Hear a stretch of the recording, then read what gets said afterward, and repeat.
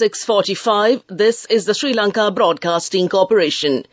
The morning news edited by Lal Mallavarachi, read by Soundit Thavam. The President says various measures and reforms being implemented to create conducive business environment for potential investors. A youth leadership training academy will be set up. The fuel quota will be increased from next month. The GCE ordinary level examination will commence from Monday. 3.1 million rupees has been allocated for the National Poson celebration in Anuradhapura. In foreign news, Russia destroys a Ukraine hospital in latest missile attack. And in sports, rugby, Sri Lanka Schools Rugby 10s tournament will begin today. President Ranil Wickremesinghe actively engaged a crucial business roundtable on Sri Lanka's economic revival and opportunities for Japanese enterprise, where he presented the nation's commitment to stabilize and liberalize the economy, which actively inviting new foreign ventures. The event, jointly organized by JETRO, Japan-Sri Lanka Business Corporation, and the Embassy of Sri Lanka in Japan, aimed to strengthen economic ties between the two nations. During the discussion, President Wickremesinghe fervently outlined the ongoing efforts undertaken by Sri Lanka to restore stability and openness to its economy, presenting an inviting climate for foreign investment. He discussed the various measures and reforms being implemented to create a conducive business environment for potential investors. Recognizing Japan's significance as a vital economic partner, President Wickremesinghe emphasized the mutual benefits that can be derived from increased collaboration between the two nations. Sri Lanka's strategic location and skilled workforce were highlighted as a key advantage, providing a gateway for Japanese companies to expand their operations in the region and leverage the country's emerging economic opportunities. A youth leadership training academy will be set up to train youth as possible leaders to suit the needs in present society. A discussion was held in this connection at the Ministry of Sports and Youth Affairs yesterday under the patronage of Minister Roshan Ranasinghe. The focus of this academy is to create awareness and help foster integral prerequisites for credible leadership, such as honesty, commitment, efficiency among the participants. Attention was also focused to create straightforward leadership among youth that cannot be misled by corrupt politicos. This program will be carried out by the National Youth Services Council. 1.5 million youth will be recruited for the training during the first phase. The Minister of Power and Energy, Kanchana Wijesekara, says the fuel quota currently allowed on the National Fuel Pass system will be increased from next month.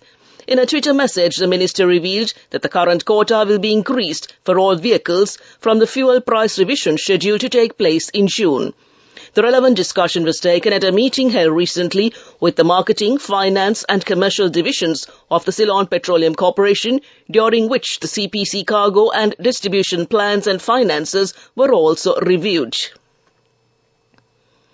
The Ordinary Level Examination 2022 is scheduled to commence on Monday. The examination is scheduled to be held till the 8th of next month at 3,568 centres. There are 394,450 school applicants and 78,103 private applicants sitting for the examination this time.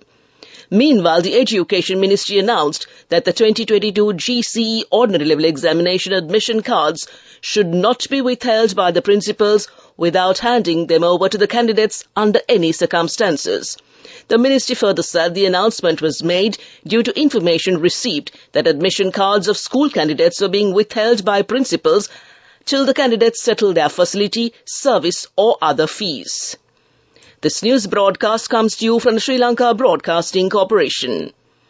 The Secretary to the Ministry of Buddha Sasana, Religious and Cultural Affairs, Somaratna Vidhanapathirana, says that according to the instructions of the President, 100 million rupees has been allocated to develop the infrastructure facilities of the temples across the country to mark the celebration of Poson Full Moon Poya Day. He expressed his views taking part at a press conference. 3.1 million rupees has been allocated for the National Poson celebration to be held in Anuradhapura. Programs are underway to construct Sunday school buildings, temples and shrines across the country. Former Mayoress of Colombo, Rosie Senanayake, has been appointed as the Presidential Advisor on Local Government Affairs. Mrs. Saranayake was elected Mayoress of Colombo in February 2018 and held the post till 2023.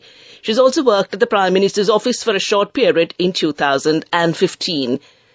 And that's local news. The main news story is brought to you by Siddhalepa Vedamahatmya. Consultant physician Dr. Ananda Vijay says that there is a risk of a possible onset of a dengue epidemic with the oncoming monsoon. There has been a significant increase in the dengue cases reported within the last couple of months. He also mentioned that 60 to 70 patients come to the infectious diseases hospital for treatment daily and that the numbers are growing rapidly. Meanwhile, Prime Minister Dinesh Gunawardena informed the governors to intervene to take necessary measures to prevent the spread of dengue. In a discussion held just today, the Premier gave instructions and said that it is necessary to continue the ongoing disease control programs through the regional health medical officers and came to you in the main news story. The main news story was brought to you by Siddhalepa Vedamahatmya. On to Watchlight. According to the Government Information Department, 15 COVID-19 cases have been reported from Sri Lanka at present. One COVID death has also been reported on Thursday. The number of COVID-infected people in Sri Lanka has increased to 672,408. Health authorities request the public to take necessary precautions to prevent the spreading of the virus and came to you in Watchlight. On to world news making headlines this morning. Russia destroys a Ukraine hospital in latest missile attack. India official empties dam to retrieve lost phone. And brain implants help paralyzed man to walk again. At least 2 people have been killed and 23 injured in a missile strike on a medical clinic in the eastern Ukrainian city of Dnipro, the regional governor says. Of the 23 injured, 21 are in hospital and 3 are in a serious condition. 2 boys aged 3 and 6 were among the wounded, Governor Sergei Lysak said. Russian strikes in Ukraine have intensified in recent weeks ahead of an expected Ukrainian counter-offensive. A government official in India has been suspended after he ordered a reservoir to be drained to retrieve his phone. It took 3 days to pump millions of litres of water out of the dam after Rajesh Vishwas dropped the device while taking a selfie. By the time it was found, the phone was too waterlogged to work. Mr. Vishwas claimed it contained sensitive government data and needed retrieving, but he has been accused of misusing his position. The food inspector dropped his Samsung phone worth about $1,200 into Kataka Dam in the central Indian state of Chhattisgarh recently. A paralyzed man has been able to walk simply by thinking about it thanks to electronic brain implants. A medical first, he says, has changed his life. Jurgen Oskam, a 40-year-old Dutch man, was paralyzed in a cycling accident 12 years ago. The electronic implants wirelessly transmit his thoughts to his legs and feet via a second implant on his spine. The system is still at an experimental stage, but a leading UK spinal charity called it very encouraging. Back to the headlines of the world news. Russia destroys a Ukraine hospital in latest missile attack. Indian official empties dam to retrieve lost phone. And brain implants help paralyzed man to walk again. That concludes this bulletin of world news. Development news. A tea cultivation project covering the 8 districts in the island was launched recently to mark International Tea Day, which falls on May 21st every year.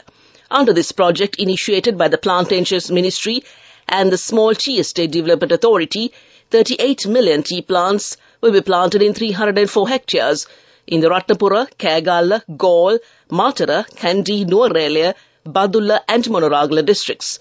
Under the special tea cultivation program called Direct Tea Cultivation Project, tea plants and compost fertilizer are provided free of charge and came to you in development news. And on to sports. Sri Lanka Schools Rugby Football Association, conducted by the All-Island Dialogue Elite Rugby 10s, will be worked off today at Zaira College, Maradana, and tomorrow at the Royal Sports Complex. 28 teams will compete in 8 groups in the event, which will be minus Trinity College. Meanwhile, Britain's Geraint Thomas will defend a 26-second lead today's individual time trial after Santiago Britago won stage 19 of the Giro d'Italia. Colombia's Butrago took victory from Canada's Derek G, who was second for the fourth time in this year's race. Behind them, the general classification race sparked into life in the final 2 kilometers of the mountainous 183-kilometer route from Longarone to Treesime de Labarado, and Primoz Roglic cut Thomas's overall advantage in the final few meters. All that came to you in sports news. We'll look at business news next. Go ekak thiyana youth eකට life එකේ change එකට නියමෙට set වෙන්න ඇස් වහගෙන දැක පුහින හැබැයි කරන්න youth එකට නියමෙට set වෙන friendship එක මෙන්න. The all-new NSB Ithru account, NSB IAM, a plan for your dream. Business News, sponsored by National Savings Bank, the safest place for your money. Sri Lanka's rupee closed at 297 rupees and 50 cents against the US dollar in the spot market on Friday, while bond yields were down, dealers said. The rupee closed at 302 rupees and 40 cents to the US dollar on Thursday, after opening around 302 rupees and 80 cents. And that's business news. Economic news up next. Business News, sponsored by National Savings Bank, the safest place for your money.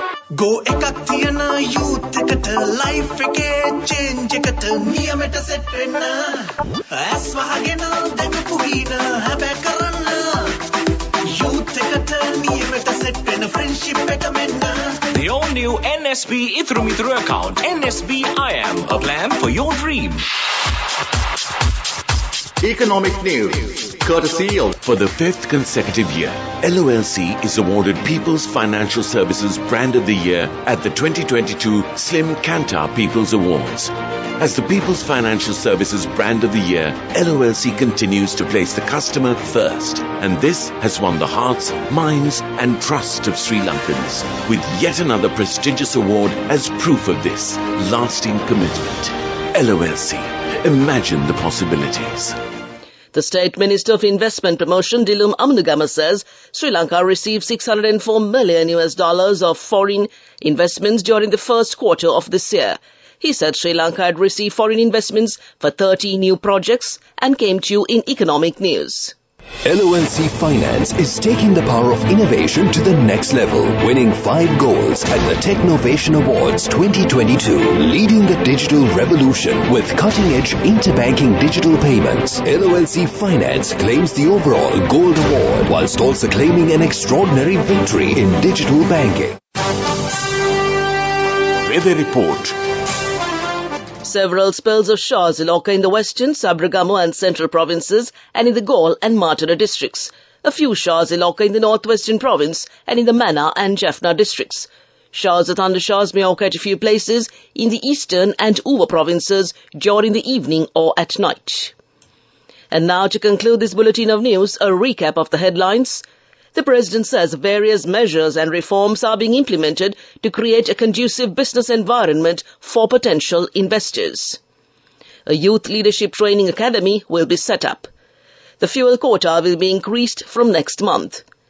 The GCE ordinary level examination will commence from Monday. 3.1 million rupees has been allocated for the National Posun celebration in Anuradhapura. Russia destroys a Ukraine hospital in latest missile attack. And Sri Lanka Schools Rugby 10s tournament will begin today. That concludes this bulletin of news.